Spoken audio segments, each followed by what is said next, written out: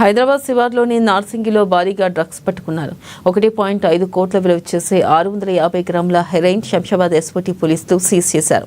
విశ్వసనీయ సమాచారం మేరకు ఎస్ఓటీ పోలీసులు నార్సింగి వద్ద మాటు వేసి పట్టుకున్నారు. ఓ బ్యాగ్లో హెరాయిన్ తీసుకుని వస్తున్న వ్యక్తిని అదుపులోకి తీసుకున్నారు. 650 గ్రాముల గోధుమ కలర్ హెరాయిన్ పోలీసులు గుర్తించారు. రాజస్థాన్లో కొనుగోలు చేసి హైదరాబాద్కు తరలిస్తున్నట్లుగా సమాచారం. పట్టుబడిన వ్యక్తే హెరాయిన్ కన్జ్యూమ్ చేస్తున్నట్లుగా ఒప్పుకున్నాడు. అయితే ఎన్డీపీఎస్ యాక్ట్ కింద కేసు నమోదు చేసిన నార్సింగి పోలీసులు దర్యాప్తు చేపట్టారు.